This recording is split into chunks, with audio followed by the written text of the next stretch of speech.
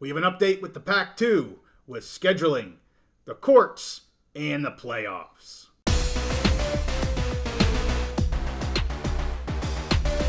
College football expansion and realignment is always in the news, so we're back again on the Big Mountain, where we bring you a detailed focus on the Big Ten and the Mountain West. Hey, we welcome you to the Big Mountain. I am JY. This is my good friend Steve. We've got another update on the Pac-2, Oregon State and Washington State. We have three big things that we want to talk about. Won't be a long episode, but we just want to bring everybody up to speed. A lot has been happening here these past few days. So the first thing I want to talk about is what's going on in the courts right now and that appeal that was taken to the Washington State Supreme Court. It just came out a day or two ago that the a commissioner within the Supreme Court stayed, which means he put a pause on Judge Levy's ruling from the Whitman County Superior Court. And to be clear, this wasn't a ruling by the judges. Right. This was just a commissioner within the courts Yep. that have issued this stay. And OSU WSU plans to appeal this directly to the judges. So it'll get there eventually. So as of right now, we go back to the TRO that was put into place. So that temporary restraining order is still happening right now. The Pac-12 is able to act as long as they're doing so in unanimity, meaning unanimously. Yep. If it's not a unanimous vote, they cannot act on it. So it's really not they can't do any damage to OSU and WSU right now because they do have to act in unanimity. The court now must decide whether they're going to retain the case for review or if they're going to transfer it to some sort of an appeals court. Okay. Personally, I'm going to put my opinion on that. I think they are absolutely going to take this on. I think they're going to, they know how big this is. They know what this means. I think they'll take it on. I think they'll review it. I think, it's going to get to the judges of the Washington State Supreme Court. The commissioner set a December 12th deadline for all motions in the case to be put forth to the judges. And after that, obviously, the judges are going to have to decide if they're going to take the case. As I said, I think they absolutely will. Anything on that before I go to scheduling, Steve? Doesn't surprise me at all. Very procedural type thing. The Judge Levy had stayed his own order until they ruled. So then this is now the Supreme Court saying, yes, let's put the stay in place until we figure out what we're going to do. So it does not surprise me at all. Just par for the course, just continuing what we already thought was going to happen. Right, exactly. I think pretty much everyone knew this point, this is what was going to happen. Again, I think I would guess a lot of people are thinking the Supreme Court's going to hear this case, but we'll know more probably in December on that. Yeah. So let's move to the scheduling alliance with the Mountain West. Yeah. You and I talked about this, I believe it was maybe a week and a half, getting close to 2 weeks ago. Yep. I went off the hinge a little bit on the one beat writer for Oregon State University. Who she declared this was not happening. Correct. This was not going to happen. Yes. Well, she declared this wasn't their preferred plan, and she had insiders saying they were going to do something else. Yeah. But anyway, she was pretty strong. She was strong. Yeah. So let's talk about what is likely going to happen. I've heard from some people, while it hasn't broken yet in the news, it's basically a done deal. Just needs, whatever, stapled and signed type of deal. Yeah. But let's break it down because it is what's being reported is slightly different than what we talked about the last time. We do have, I think, some of the details here. It appears that the alliance with the Mountain West is basically final. It just hasn't been totally broken yet in the news. There's exactly what's going to be happening here is it's a 7-1 format. So we talked about that the last time, meaning the Mountain West teams will play 7 conference teams within the Mountain West Conference.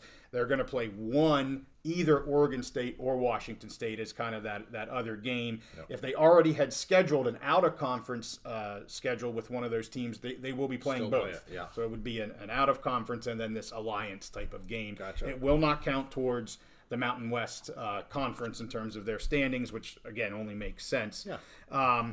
As of right now, they're saying this is only for one season with kind of an option to move forward into 2025. Makes sense. Yeah. Obviously the Beavs and the Cougs are still trying to figure things out. They want to keep things as fluid right now as they can.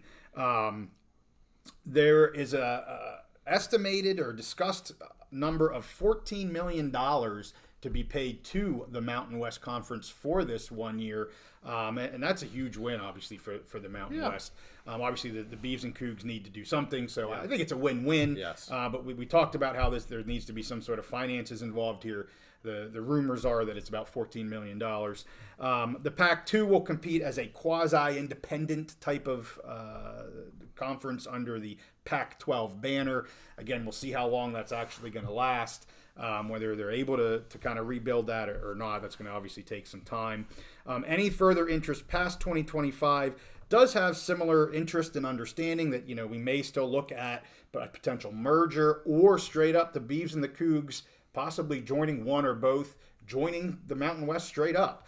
You and I have been on that option kind of as our number one option from the get-go here. I mean, it really has been the only one that has made the most sense, regardless of what other people think should happen. The reality is time has basically run out. I'm really surprised that we're sitting here after Thanksgiving and this news hasn't broken in terms of scheduling. Yeah. I thought for sure a scheduling, whether it was this alliance or some sort of news, would have broken about what their schedule is going to be for next year. And we just haven't gotten there. I mean, we're sitting here now November 28th. There's only 2 days left in November, for crying out loud.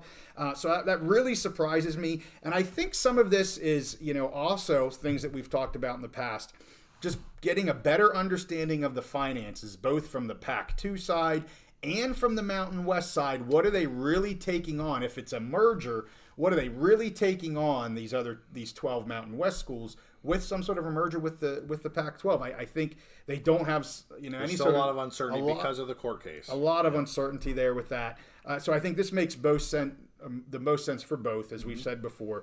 This is supposedly right now just for football, although I have heard that basketball may be included this, and I think the longer this maybe draws out over the next few days to a week, you may see basketball being a part of this as well. Makes a lot of sense. Basketball's revenue sports, and they already kind of have some tie-ins. Would make a lot of sense. Right. So maybe that's part of the delay, is instead of doing these separately, let's just wait, get them all done together. Yeah. They're still working on the other sports, but it sounds like right now football and probably basketball are going to be in this type of an alliance structure. In terms of broadcasting rights, the Mountain West, they stays where they're at. They have an agreement with Fox and CBS. That won't change for next year. Any sort of home games with the Pac-2 obviously will fall under that broadcasting right agreement. The Pac-2 is going to try to get some sort of broadcasting right agreement for them. I would assume they'll get probably something, but I don't expect it to be anything too grandiose. And so, that's kind of where we're at with all the scheduling stuff. It's kind of right where we kind of expected it to be. And as I've said maybe 3 times now on this episode, I think it just makes the most sense.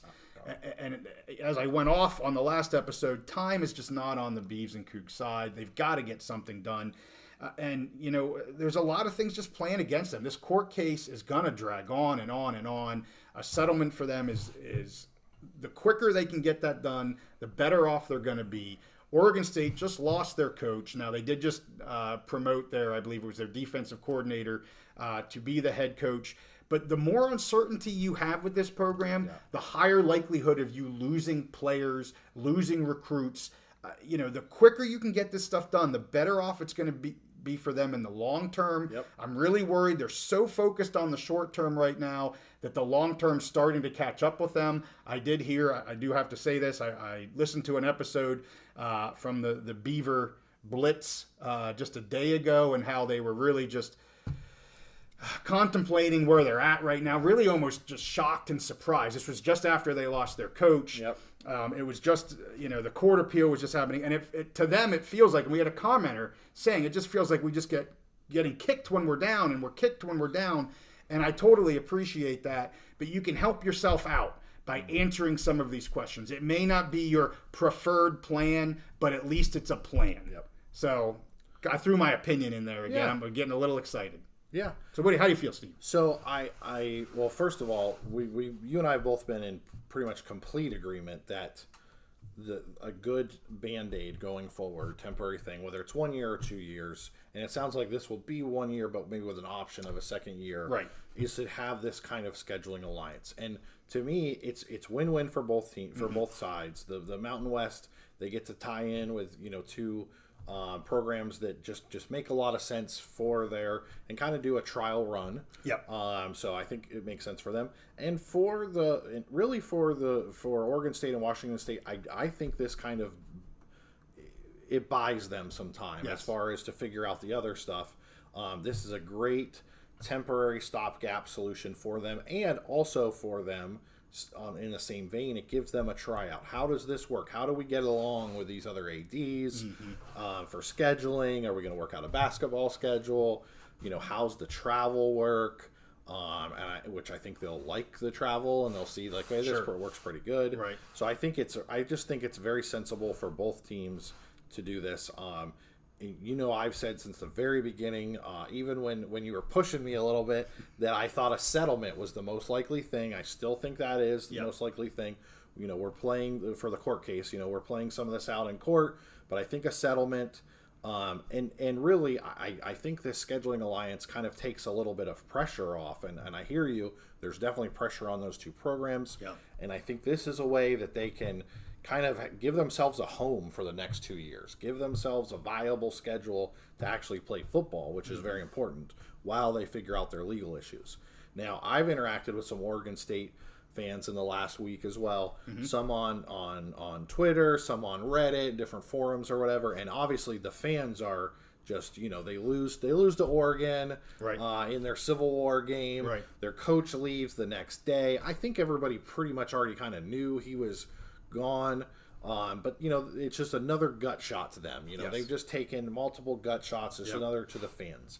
Now, something I've been consistent with all along is I really still think that the presidents of these two universities are doing a great job, and we have to separate the decision makers, who are the presidents, from the fans, the beat reporters, and all that, who are kind of losing their minds, hair on fire, or just down in the dumps, whatever, for some of the fans. I still have hope. I think that the presidents of these two universities are doing a good job leading them. Well, we just have to see what comes out of this PAC mess. Yeah. Like you said, there's still been some time of untying it. And I think really, in multiple ways, that's been the holdup of keeping these two teams from, whether it's joining the Mountain West, merging the Mountain West, or whatever. They just can't do anything long term until they get this court case resolved. And I think the Mountain West is doing a good job doing their due diligence of, hey, let's not get, let's do a trial, let's date these two, let's not get married quite yet and merge all our assets, and then I find out that there's some stuff I didn't know about. So I think it's great for both sides. I think that's one area when you've definitely pushed the urgency a lot, and you were saying definitely by the end of November, by Thanksgiving, whatever, they need to have something. And I said at the time, well, maybe we get into December, whatever, but not too long after. I'm with you. There's definitely some urgency, but I really think this deal really helped. And it's not been announced publicly yet, but it's right there. Right. It looks like it's happening, and I think this is exactly what both sides need in this case. Yeah, I agree with that. I think the schedule is a big piece that they can agree to move things forward and kind of check off one of those unknowns, because there's so many unknowns right now for them. And I wanted to say, I forgot one thing. How exciting, how much fun will this be watching Oregon State, Washington State play? They're still going to play. It looks like they're still going to play their old in-state rivals. They're going to the Big Ten. But as a Mountain West fan, for you, seeing Boise and Wyoming and Air Force and Fresno play these two teams, I think it's going to be a lot of fun next year and the next couple years, and hopefully it leads to something going forward. Because just thinking about the on-field product, I think those games could be a lot of fun, great matchups, very exciting. Well, let me give some other good news to the Oregon fans, because Oregon State fans, because I know there's a lot of doom and gloom right now, a lot of negative stuff happening, and the last thing I'm going to talk about is not positive either. Okay. But I'm going to stay on a little bit of a high note here and just say, you got a new head coach. Yeah. That's great. Who they love, their defensive coordinator, they love. Got to do it. They got it done within, 2 days or whatever it was. They have publicly their star running back, Damian, is it Martinez, I believe? Martinez. Yeah, he's real good. He has come out and said he's not looking to leave. He's sticking around. He wants to be a Beaver, and so at least publicly you're keeping a stud back. Will other players say, hey, we're doing the same thing? We don't know that yet. I think the transfer portal is going to be really telling on what happens. But a little bit of a bright spot right now. Your back is wanting to stay. and potentially you have a schedule. Yeah. Hopefully they get this thing out here really soon. So hey, there's a trifecta of some positivity. I mean, it's not all happy things happening out there in Beaverland, but there is some good stuff happening. Let me turn now to the last item that I wanted to talk about, which is not good news for the Beavers and the Cougars. So just recently, the CFP commissioners had a meeting. They are recommending to move, no surprise here, move from the 6-6 model to the 5-7 model. This has to be approved unanimously by the presidents. I think, I'm sure everybody's heard this ad nauseum at this point, but they are making that recommendation. We'll see what happens there. Another item that that they also moved forward with that really affects the Beavers and the Cougars, because we've been talking about, this is potential revenues that they're going to be having for the next year or two. They established a policy that requires a conference to have 8 members in order for its champion to be eligible to qualify for an auto-qualify spot in the CFP. This does not need to have president's approval. This is purely just, according to the President Hancock, the president of CFP, they can make this policy change, and it does not need, so obviously Schultz would say, no, I vote no. Yeah. They don't need to approve it. They're saying it's not really a policy change, that it's more just a clarification of the policy. Correct, right. I would probably just adding a little more wording there that wasn't there before, because we're in unprecedented times right now. So that this eliminates the PAC-2 from any sort of auto bid and that revenue generation. What are we talking, 300 to 400 million? 300 million, I believe it was what it was, that comes with that. And that was one of the reasons a month ago that we said this makes a lot of sense for them to continue down this path of, at least for 2 years, staying as a 2, or if they can add some, 2-member conference. They get that auto bid. Well, that door's shut. They will not get the auto build. They will not get that revenue. So again, another little bit of a punch in the gut to those that thought that was going to be available to the Beavers and the Cougars, and really changes the revenue plan in terms of financials. We talked about that for where these guys are headed. So yeah, they're not going to get easier for the Beavs and the Cougars. So they're just not. I hate to say it that way, and I understand that they feel like they're getting kicked when they're down, and they are. And there's going to be more kicks coming. I don't know what those kicks are going to be, but they're going to come. Yeah, I think that's definitely. I mean, there were a lot when we talked about this subject before.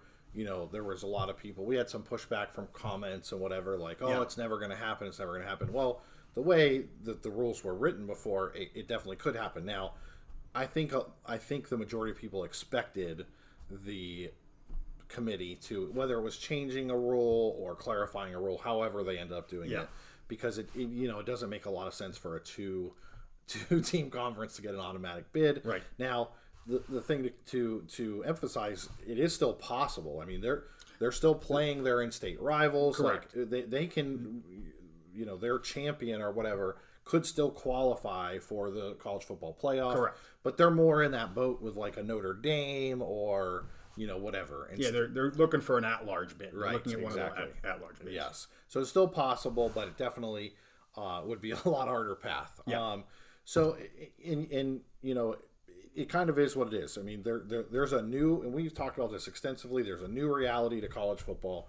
You have the Big Ten doing a major expansion, taking over some of the major programs. CBS. The SEC has done the same with bringing in Texas and Oklahoma. So you have, 6 of the 6 very powerful programs going to the 2 most powerful conferences. Mm-hmm. That's just the new reality of college football. Oregon State is having, they're the kind of the first ones to feel, Oregon State and Washington State, the first ones to kind of feel the brunt of this. Yeah. I think that your time is coming if you're in the ACC, maybe in the Big 12, although they've kind of felt a little bit of this as well. We'll see going forward.